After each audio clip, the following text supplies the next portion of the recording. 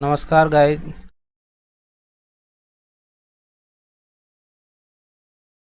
संपूर्ण हिंदी व्याकरण में आप सभी का हार्दिक स्वागत अभिनंदन है। यह रीट लेवल फर्स्ट व सेकंड के लिए बहुत लाभकारी रहेगा। हमारा जो टॉपिक चल रहा है विकारी शब्द में हमने संज्ञा शब्द पढ़ लिया है और सर्वनाम के बारे में अध्ययन करेंगे। ठीक है गाइस, आज का टॉपिक रहेगा हमारा सर्वनाम। पिछली वीडियो में हमने संज्ञा शब्दों के बारे में पढ़ा था, तो शुरू करते हैं गाइस, बने रहे। देखिए, पहला क्वेश्चन है, अपने आप कौन सा सर्वनाम है। अपने आप कौन सा सर्वनाम है आपको बताना। प्रश्नवाचक सर्वनाम है या फिर संबंधवाचक सर्वनाम है या निजवाचक सर्वनाम है या उपयुक्त सभी। तो आपको बताना है कि अपने शब्द में कौन सा सर्वनाम होगा। तो अपने शब्द में सर्वनाम होगा गाइस निजवाचक सर्वनाम। कौन सा होगा? जैसे अपने हैं या अपनी, इसमें कौन सा शब्द होगा? निजवाचक सर्वनाम होगा। ठीक है, निजवाचक सर्वनाम होगा। ठीक है गाइस, आगे बढ़ते हैं। देखिए, निजवाचक सर्वनाम किसे कहते हैं? जिस सर्वनाम का प्रयोग करते स्वयं के लिए करते हैं उसे निजवाचक सर्वनाम कहते हैं। इसके अंतर्गत आप आता है और आप आदर सूचक नहीं होना चाहिए।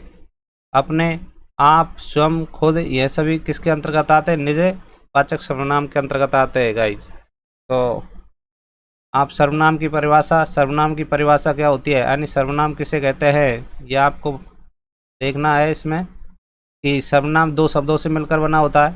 दो शब्दों से बना होता है, जैसे सर्व प्लस नाम, यानी दो शब्दों से बना होता है जिसका अर्थ होता है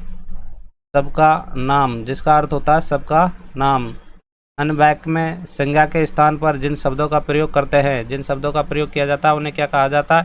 सर्वनाम कहा जाता है। ठीक है, सर्वनाम के 6 भेद होते हैं। कितने भेद होते हैं? 6, जिसमें पुरुषवाचक सर्वनाम, निजवाचक सर्वनाम, निश्चयवाचक सर्वनाम, अनिश्चयवाचक सर्वनाम और प्रश्नवाचक सर्वनाम और संबंधवाचक सर्वनाम।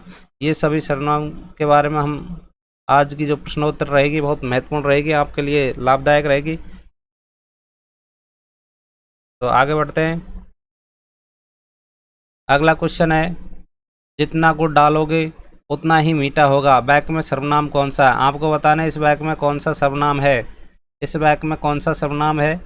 तो जितना गुड़ डालोगे उतना मीठा होगा। संबंधवाचक सर्वनाम, निजवाचक सर्वनाम, अनिश्चयवाचक सर्वनाम या फिर क्षणवाचक सर्वनाम। तो इसमें होगा संबंधवाचक सर्वनाम, यानी जितना। जितना और उतना ये क्या है?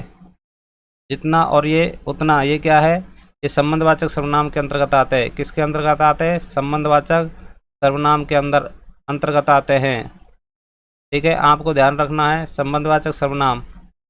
ठीक है, संबंधवाचक सर्वनाम किसे कहते हैं? देखिए, संबंधवाचक सर्वनाम जहाँ दो वस्तुओं अथवा व्यक्तियों का पारस्परिक आपस में संबंध किया जाए, यानी प्रकट होता हो, वहाँ क्या होता है? संबंधवाचक सर्वनाम होता है। संबंधवाचक सर्वनाम होता है, यानी इसके अंतर्गत सर्वनाम के जोड़े के रूप में आते हैं। जैसे जब तब, जैसा वैसा, जैसी जैसी, जितना उतना, जिसकी उसकी, जो और वह, यद्यपि और तथापि, ये सभी क्या है? संबंधवाचक सर्वनाम। जैसे उदाहरण देखिए, जैसा बीज बोओगे वैसा काटोगे और जिसकी लाठी उसकी भैंस, ये सभी क्या है? संबंधवाचक सर्वनाम है।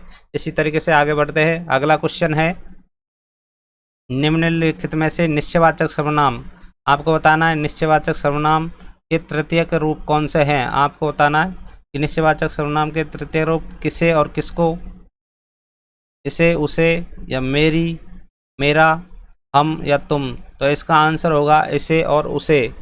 इसका आंसर क्या होगा? इसे और उसे। अगला क्वेश्चन देखिए, यह और वह अथवा ऐसे किस सर्वनाम के उदाहरण है। आपको बताना है यह और वह किस सर्वनाम के उदाहरण है। तो यह है निश्चयवाचक सर्वनाम के उदाहरण। ठीक है, कौन से उदाहरण है? किसके उदाहरण है? निश्चयवाचक सर्वनाम के। अब आपको देखना है कि निश्चयवाचक सर्वनाम किसे कहते हैं। देखिए,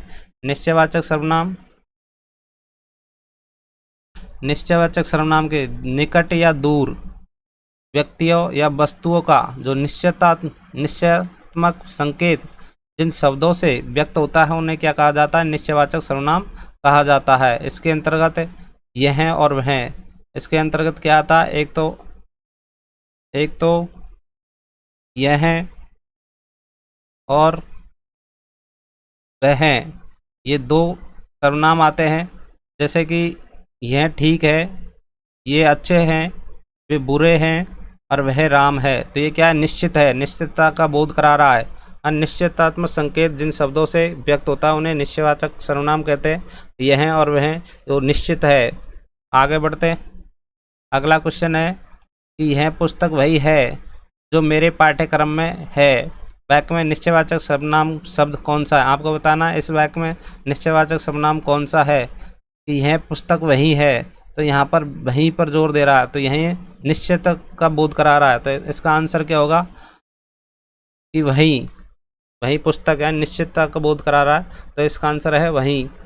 अगला क्वेश्चन की ओर बढ़ते हैं। अगला क्वेश्चन है निम्न में से कौन सा विकल्प सर्वनाम से भाववाचक संज्ञा का है, यानी सर्वनाम से भाववाचक संज्ञा का बना है। जैसे समीप, वीरत्व या सरलता या निजत्व, यानी निजत्व एक है जो भाववाचक संज्ञा का बना है। अगला क्वेश्चन है निजवाचक सर्वनाम का प्रयोग स्वयं के लिए होता है, उसे निजवाचक सर्वनाम कहते हैं। किसके लिए? यानी खुद के लिए होता है। इसके अंतर्गत आदर सूचक नहीं होना चाहिए, जैसे अपने आप या स्वयं, यह सभी सर्वनाम आते हैं। जैसे मैं चला जाऊंगा, तो यहाँ पर मैं वह औरों को नहीं, अपने आप को सुधार रहा है, तो वह अपने आप, यानी अपने आप क्या है? यहाँ पर निजवाचक सर्वनाम है। अगला क्वेश्चन की ओर बढ़ते हैं। अगला क्वेश्चन है निम्न में से वह कौन सा सर्वनाम होगा जिसका प्रयोग एक वचन और बहुवचन अन्य दोनों में किया जाता है। आपको बताना है ऐसा कौन सा सर्वनाम है जिसका प्रयोग एक वचन व बहुवचन के दोनों रूपों में किया जाता है। तो मेरा, तुम्हारा, तेरे या जो एक ऐसा सर्वनाम है जिसका प्रयोग हम एक वचन और बहुवचन अन्य दोनों में प्रयोग करते हैं। अगला क्वेश्चन है निम्नलिखित में से कौन सा विकल्प सर्वनाम संबंधी अशुद्धि है। आपको बताना है कि सर्वनाम संबंधी अशुद्धि कौन सी है। कि आपके आग्रह पर मैं दिल्ली जा सकता हूँ, या वह स्वयं यहाँ नहीं आना चाहती, मुझे इस बैठक की सूचना नहीं थी, मैं तेरे को एक घड़ी दूंगा। तो यहाँ पर ये गलत है, यानी मैं तेरे नहीं आना चाहिए, यहाँ तुझे। ठीक है, इसका आंसर क्या होगा? मैं तेरे को एक घड़ी दूंगा। अगला क्वेश्चन, नेहरू जी ने भारत के स्वतंत्रता संग्राम में महत्वपूर्ण भूमिका निभाई। तो यहाँ पर आपने जेल में रहते हुए डिस्कवरी ऑफ इंडिया लिखा नामक पुस्तक लिखी। इस वाक्य में रेखांकित शब्द, यानी आपको बताना है ये रेखांकित शब्द अपने, तो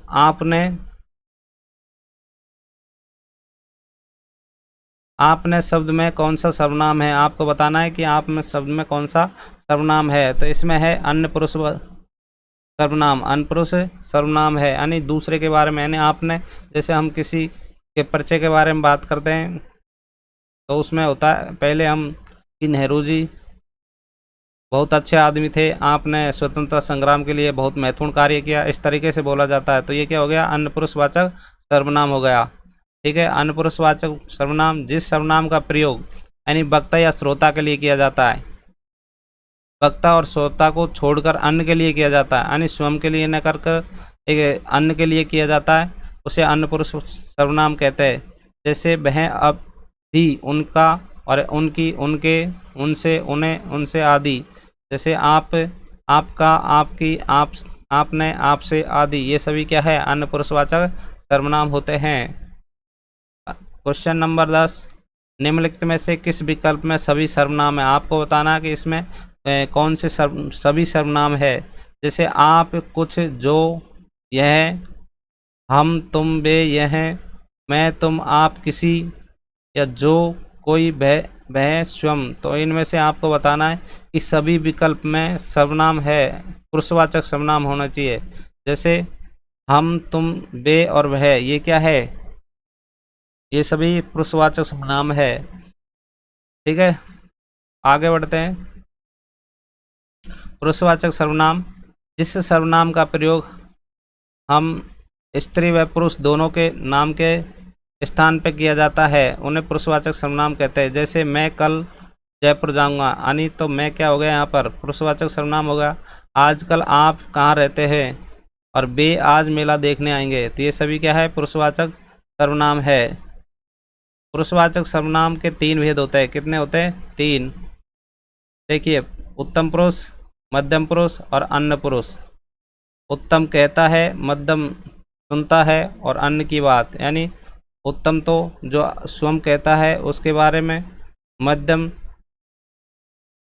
सुनता है और अन्य किसी अन्य के लिए बात करता है। अगला क्वेश्चन है, जिसकी लाठी उसकी भैंस, वाक्य में कौन सा सर्वनाम प्रयुक्त होगा? आपको बताना है जिसकी लाठी उसकी भैंस, तो इसमें कौन सा सर्वनाम का प्रयोग हुआ है? तो इसमें निश्चयवाचक सर्वनाम या संबंधवाचक सर्वनाम या फिर निश्चयवाचक सर्वनाम या निजवाचक सर्वनाम या अनिश्चयवाचक सर्वनाम। तो आपका आंसर है इसमें संबंधवाचक, यानी जिसकी और उसकी, जहाँ पर जैसा, जैसे वैसा और जिसकी, उसकी, ये शब्द यानी दो एक कम एक आपस में संबंध बताते हैं, तो उन्हें क्या है, संबंधवाचक सर्वनाम कहते हैं। जैसे जिसकी और उसकी दोनों क्या है, यहाँ पर संबंध बता रहे, तो इसका आंसर होगा संबंधवाचक सर्वनाम। अगला क्वेश्चन है, वह आपकी घड़ी, वाक्य में प्रयुक्त सर्वनाम है निश्चयवाचक सर्वनाम, अनिश्चयवाचक सर्वनाम या संबंधवाचक सर्वनाम या निजवाचक सर्वनाम। वह आपकी घड़ी है, तो इसका आंसर क्या होगा? इसका आंसर है निश्चित, यानी निश्चितता का बोध करा रहा है, तो यानी वह, तो वह क्या है, एक निश्चयवाचक सर्वनाम है। अगला क्वेश्चन है, निम्नलिखित में से किस विकल्प में सभी शब्द प्रश्नवाचक सर्वनाम है? आपको बताना सभी क्या है, प्रश्नवाचक सर्वनाम है। कौन, क्या, किसने, जो, कोई, वह, जिनका, जो, किनका, जिन्होंने, उन पर, उसको। तो इसका आंसर होगा कौन, क्या, किसने, ये सभी क्या है, प्रश्नवाचक सर्वनाम है। तुम यहाँ से जाओ, रेखांकित पद का सर्वनाम का भेद बताइए। आपको बताना है, या तुम में कौन सा सर्वनाम है? निजवाचक सर्वनाम, पुरुषवाचक सर्वनाम या फिर उत्तम या मध्यम। तो इसका आंसर क्या होगा? इसका होगा मध्यम, यानी मध्यम पुरुष। तुम यानी दूसरे की बात हो रही है तो मध्यम पुरुष होगा। उत्तम कहता, मध्यम सुनता। ठीक है, आगे बढ़ते हैं। जैसे मध्यम पुरुष, जिस सर्वनाम का प्रयोग श्रोता के लिए होता है, किसके लिए होता है? श्रोता, सुनने वाले के लिए होता है, उसे हम मध्यम पुरुष कहते हैं। जैसे तो, तुम, तुम्हारा, तुम्हारी, तुम्हारे, तुम्हें, तुमको और तुमसे, ये सभी क्या है, मध्यम पुरुषवाचक है। जैसे आप भी मध्यम पुरुषवाचक में आता है। जैसे आपका, आपकी, आपके, आपको, यानी आदर सूचक के लिए, किसके लिए आते हैं? ये आदर सूचक के लिए आते हैं, आदर सूचक। ठीक है, अगला क्वेश्चन है, मेरे अध्यापक आने वाले हैं, वाक्य में कौन सा सर्वनाम होगा? मध्यम पुरुषवाचक सर्वनाम या फिर अन्य पुरुषवाचक सर्वनाम, संबंधवाचक सर्वनाम या फिर उत्तम पुरुषवाचक सर्वनाम। आपको बताना है कि मेरे अध्यापक आने वाले हैं, तो कौन सा सर्वनाम होगा इसमें? इसमें होगा उत्तम पुरुषवाचक सर्वनाम, यानी मेरे, उत्तम। अगला, उत्तम पुरुष, उत्तम पुरुष सर्वनाम, जिस सर्वनाम का प्रयोग वक्ता के लिए किया जाता है, यानी वक्ता के लिए किया जाता है, वो होता है एक वचन में मेरा, मेरी, मेरी, मेरे, मुझे, मुझको और मुझसे, इन शब्दों का प्रयोग किया जाता है। और हम का, यानी उत्तम पुरुष में हम का बहुवचन के लिए किया जाता है। जैसे हमारा, हमारी, हमारे, हमें और हमको और हमसे, ये सभी क्या है, ये सभी उत्तम पुरुषवाचक सर्वनाम है। ठीक है गाइज, आज के लिए इतना ही काफ़ी, और हमारे साथ में बना रहे। नमस्कार।